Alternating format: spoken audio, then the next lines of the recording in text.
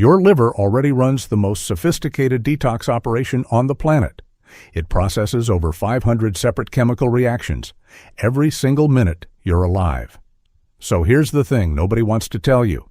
Every detox tea you've ever bought, every liver cleanse supplement, every juice fast that promised to flush out toxins, none of them do what your liver already does, automatically, before you even wake up in the morning.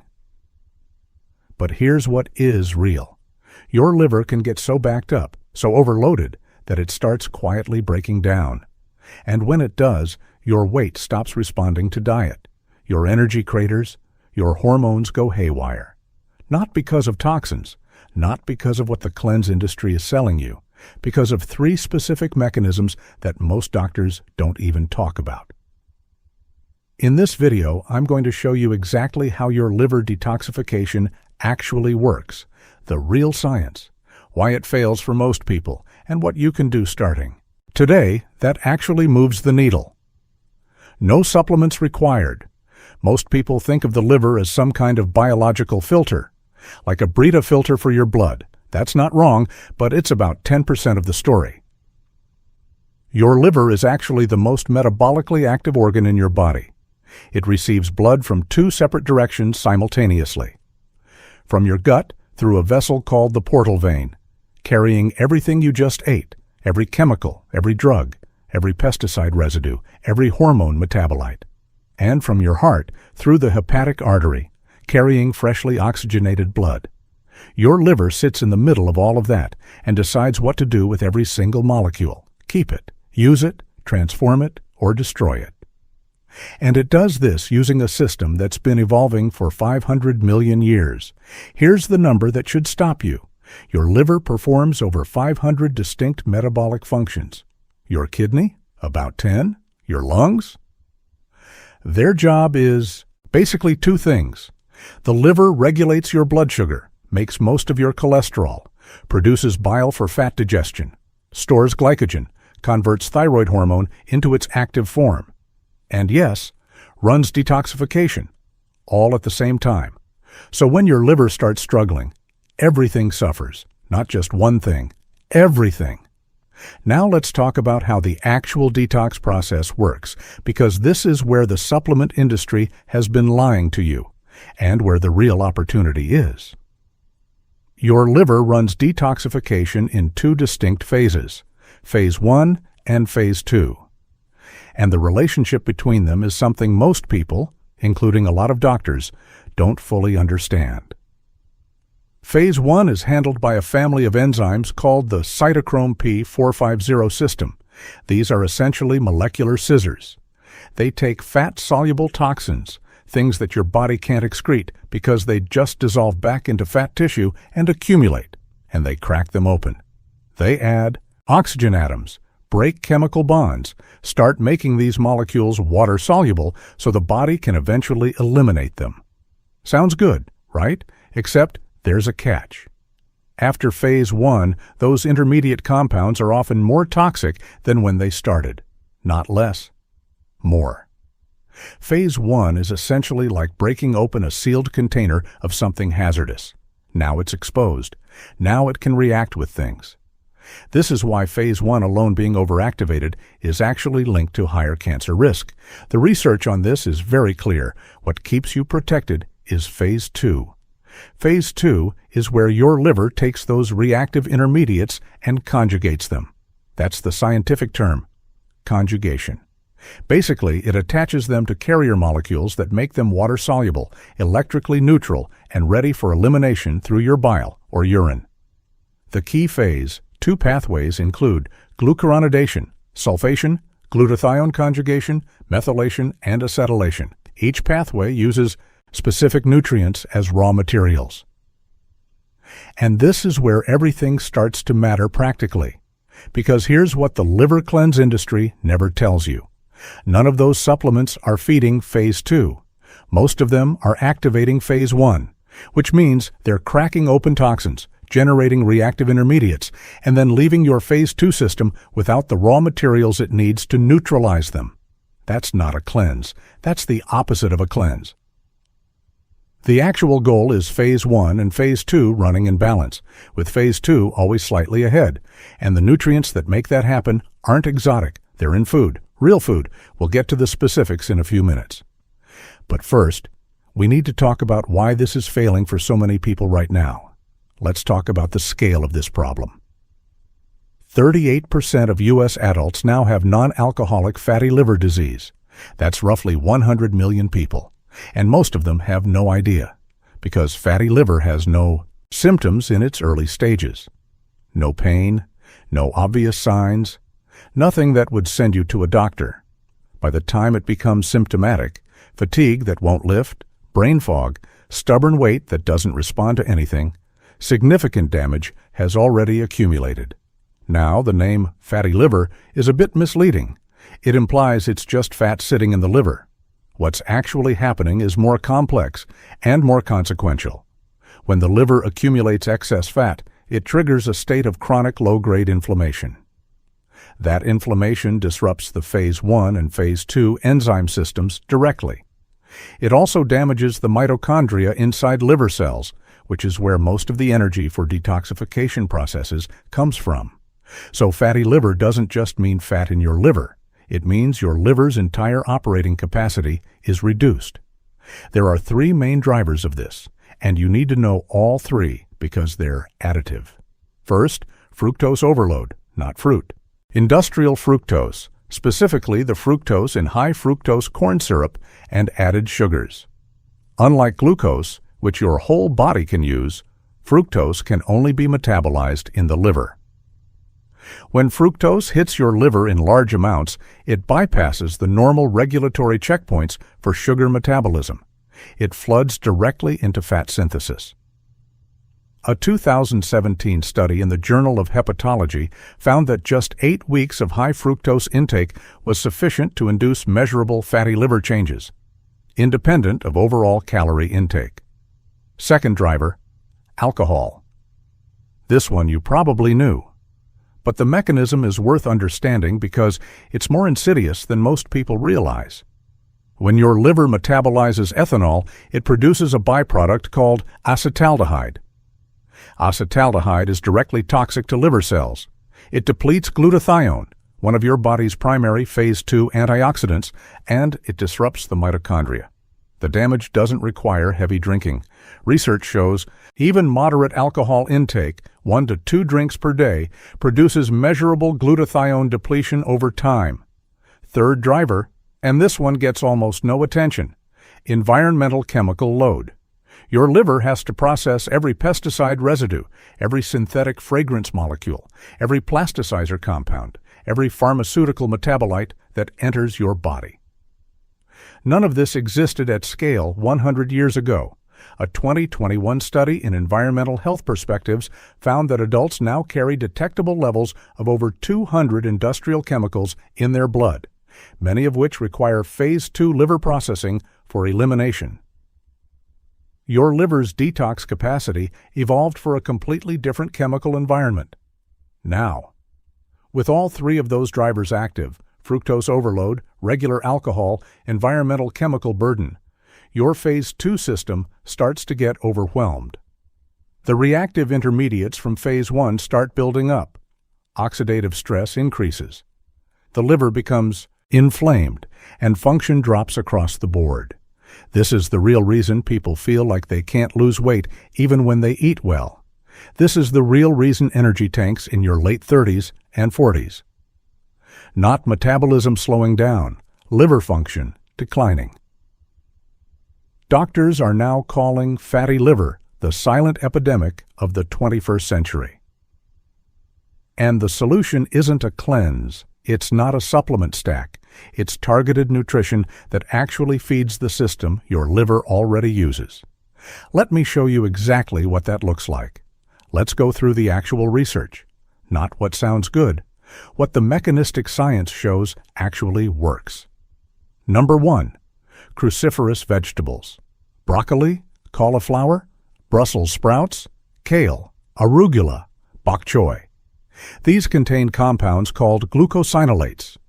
When you chew cruciferous vegetables, an enzyme called myrosinase breaks glucosinolates down into isothiocyanates, most famously sulforaphane.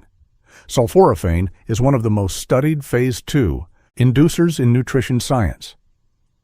It activates a transcription factor called NRF2, often described as the master switch for your body's antioxidant and detoxification gene expression. When NRF2 is activated, it turns on over 200 genes involved in phase 2 detoxification, glutathione synthesis, and cellular protection.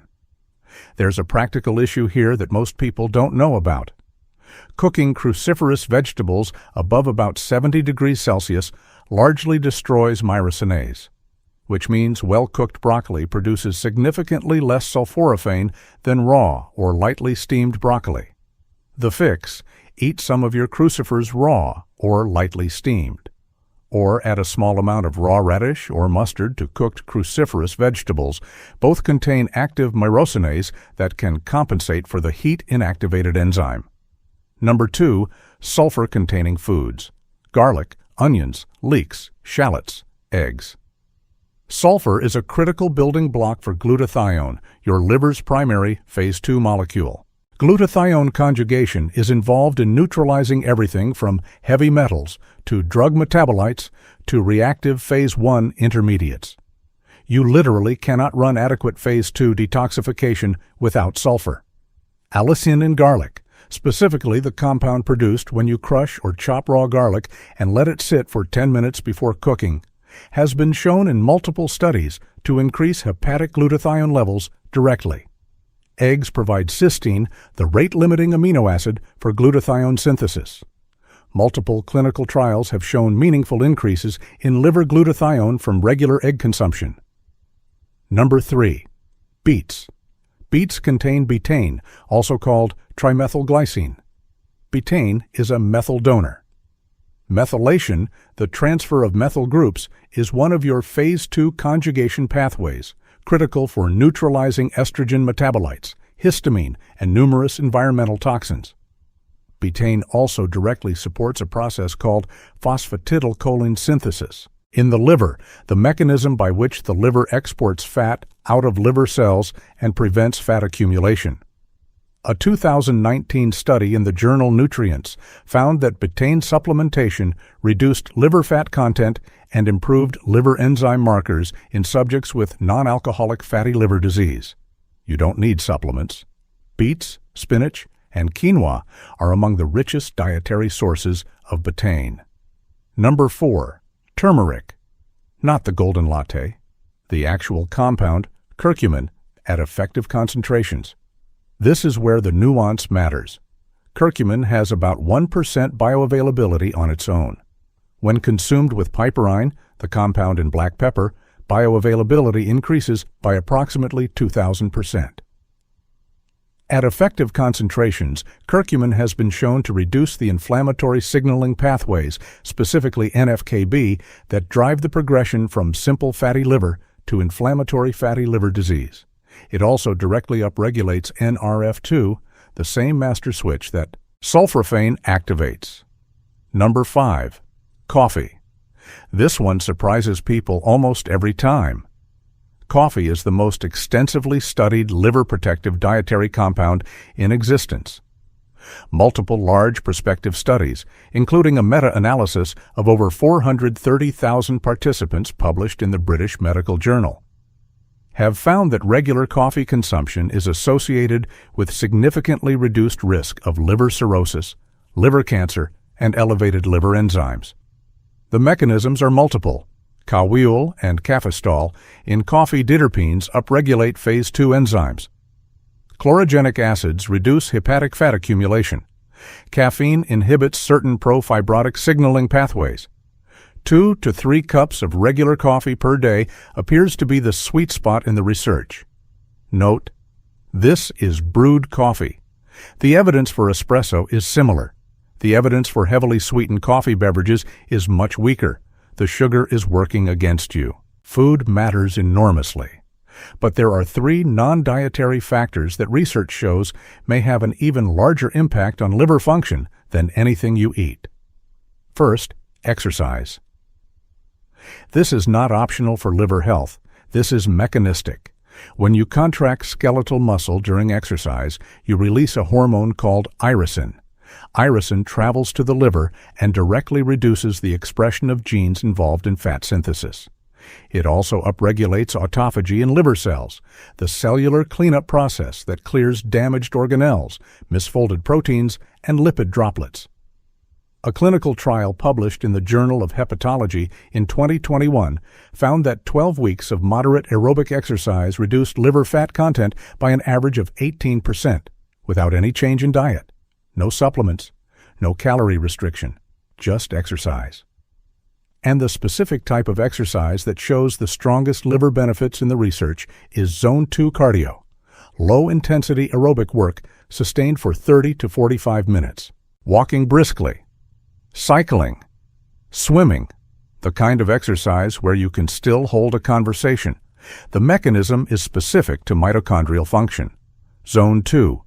Exercise activates mitochondrial biogenesis in liver cells, growing new, healthy mitochondria while the damaged ones get cleared by autophagy. This directly restores the energy capacity that liver detoxification runs on. Second lifestyle factor, sleep. Your liver runs a circadian rhythm. Literally, liver cells have their own molecular clock regulated by circadian genes called BMAL1 clock and PER. These circadian genes time-gate liver function. They determine when phase 1 enzymes are most active, when bile production peaks, when lipid export is most efficient. Disrupt your sleep, either by shortening it or shifting it, late nights, irregular sleep schedules, and you disrupt the timing of these liver functions. A 2020 study in the journal Cell Metabolism found that circadian disruption alone, without any change in diet, produced measurable increases in liver fat in animal models within 2 weeks. The translation to humans is becoming clearer. Shift workers who have chronically disrupted circadian rhythms have significantly elevated rates of non-alcoholic fatty liver disease compared to people on regular schedules. The practical implication: consistent sleep and wake times matter for your liver independent of sleep duration. Your liver runs most of its repair processes between roughly 10 p.m. and 2 a.m. Being asleep during that window isn't just about rest. It's about giving your liver the hormonal environment it needs to do the work. Third lifestyle factor. This one is the least talked about, and possibly the most underrated. Reducing your chemical exposure load. This sounds vague. Here's what it means specifically. Every synthetic fragrance compound in your cleaning products, your laundry detergent, your air fresheners, your personal care products requires phase 2, liver processing for elimination. Every pesticide residue on non-organic produce. Every plasticizer compound from heating food in plastic containers. These aren't individually dangerous at normal exposures, but cumulatively they compete with your phase 2 pathways for the same enzymes, the same cofactors, the same glutathione. Reduce the background chemical load, unscented cleaning products, glass or stainless food storage, washing conventionally grown produce thoroughly, and your phase 2 system has more capacity to handle everything else. This is not about fear, this is about optimization. Your liver has a finite detoxification capacity at any given moment. Less unnecessary processing means more capacity for the things that matter. Let's go through the major categories of what doesn't work, not because these products are all dangerous, but because the mechanism they claim doesn't hold up. And understanding why will save you money and, more importantly, make sure you're not ignoring the stuff that does. Liver detox teas.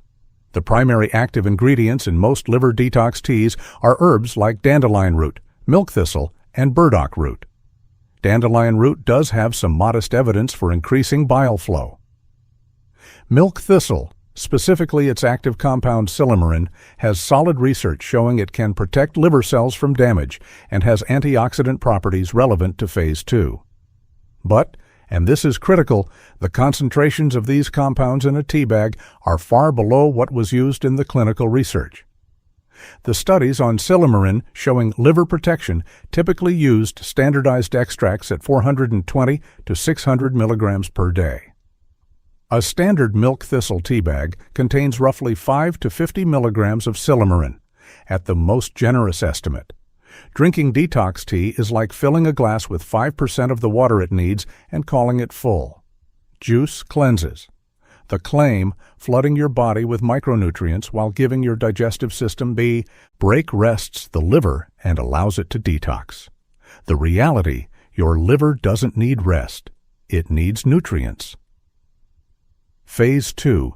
Detoxification is an active, energy-dependent process. It requires amino acids, especially glycine, taurine, glutamine, and cysteine, all of which are found in protein. Fruit and vegetable juices provide essentially no protein. A 3-day juice cleanse doesn't give your liver a break. It starves phase 2 of the amino acids it needs to run conjugation reactions. Whatever improved energy you feel during a juice cleanse is almost entirely from reduced calorie intake, better hydration, and the elimination of alcohol and processed food, things that would produce identical results if you just ate a clean, whole food diet instead. Liver supplements with buzzword ingredients: NAC, ALA, glutathione capsules, liver support blends. NAC, N-acetylcysteine, is actually legitimate. It's a cysteine precursor that does raise glutathione levels and is used medically for acetaminophen toxicity. The research on it for liver protection is real, though most of it is in pathological contexts, not healthy liver optimization. Oral glutathione capsules have a different problem: poor bioavailability. Glutathione is a tripeptide. Your digestive system breaks it into its component amino acids before absorption. You'd need liposomal or IV glutathione to get meaningful systemic delivery. The capsule form largely doesn't survive digestion intact. Alpha-lipoic acid has some legitimate research for liver protection, again primarily in the context of liver disease, not optimization. The pattern you'll notice. Almost all of the clinical evidence for liver supplements comes from studies on people with existing liver disease. The extrapolation to healthy liver optimization is often not supported. What does this mean practically? If you have diagnosed non-alcoholic fatty liver disease or elevated liver enzymes confirmed by a doctor, targeted supplementation may have a legitimate role alongside medical management. But if you're a generally healthy person looking to support your liver, the whole foods, exercise, sleep, and reduced chemical load approach has both stronger evidence and no downside risk. Let's make this concrete. Based on the mechanistic evidence, here's what a genuine liver supportive protocol looks like. Every day, 1 to 2 servings of cruciferous vegetables, lightly steamed or raw. Broccoli, Brussels sprouts, kale, arugula. If cooked, add a small amount of raw radish or a pinch of mustard to reactivate the sulforaphane pathway. 1 to 2 cloves of garlic, crushed or minced, and left to sit for 10 minutes before cooking. This maximizes allicin formation. If you can tolerate it, some raw garlic in dressing or dips is better still. 2 to 3 cups of regular coffee, plain or with minimal additions. This is one of the best supported liver interventions in the entire nutritional literature. Adequate protein, at least 1.2 grams per kilogram of body weight daily. Phase 2 doesn't run without amino acids. This is not optional. Consistent sleep and wake time within a 30-minute window, 7 days a week if possible. Your liver's circadian function depends on this more than total sleep duration. 3 to 4 times per week, 30 to 45 minutes of Zone 2 cardio. This is the single most evidence-backed liver intervention outside of diet. If you can measure your heart rate, target 60 to 70% of your maximum. If you can't, conversational pace is a reasonable proxy. Beets or beet greens, roasted, raw, or juiced. 1 to 2 servings for betaine content and methylation support. Eggs, 2 to 3 per serving. For cysteine, choline, which supports fat export from liver cells, and methionine. Reduce not eliminate, added sugar and especially high fructose corn syrup. You don't need to avoid fruit. The issue is industrial fructose at high doses. Check labels on sauces, dressings, condiments, and drinks. Alcohol. The research isn't binary. The liver damage from alcohol is dose-dependent. Reducing is meaningfully better than not reducing, even if you don't eliminate it completely. Synthetic fragrances in your home, unscented laundry detergent, cleaning products, and personal care is a surprisingly high-leverage change. Not because any one exposure is harmful, but because it cumulatively reduces the Phase 2 processing burden. One thing to watch for: elevated liver enzymes on a routine blood test. AST, ALT, and GGT are the key markers. GGT in particular is highly sensitive to both alcohol intake and oxidative stress load. It's one of the earliest markers to rise when liver function is being compromised. If yours are elevated, even mildly, that's your liver telling you the system is under strain before symptoms appear. It's also one of the most responsive markers to dietary and lifestyle intervention. Studies consistently show meaningful GGT reductions within 8 to 12 weeks of the protocol above. Here's the part most people miss about all of this. The liver isn't just a detox organ, it's the master metabolic regulator. When it's running well, your blood sugar is stable, your cholesterol is managed efficiently, your thyroid hormone converts to its active form, your sex hormones, estrogen, testosterone, are properly metabolized and eliminated. When it's struggling, all of those processes degrade simultaneously. This is why people with fatty liver disease or elevated liver enzymes so frequently also have high triglycerides, insulin resistance, hormonal imbalances, and fatigue that doesn't respond to rest. These aren't separate problems with separate causes. They're the same problem: a liver operating below capacity, expressing itself in multiple systems at once. The wellness industry has made billions by selling you separate solutions to each of these symptoms: a supplement for energy, a program for hormones, a product for metabolism, a tea for detox. When the answer to all of them, at the root, is giving your liver what it actually needs to do its job: cruciferous vegetables, sulfur-rich foods, adequate protein, Zone 2, exercise, consistent sleep, reduced chemical burden. None of these are expensive. None of them require a 30-day cleanse protocol. None of them come in a bottle with a celebrity's face on it. That's exactly why you don't hear about them more. Your liver has been running its own detox operation since before you were born. It doesn't need a cleanse. It needs the conditions to do what it's already designed to do. Give it those conditions, and everything downstream changes.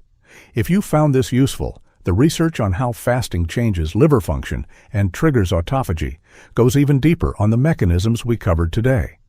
That video is linked right here. The science doesn't stop at the liver. It goes all the way down.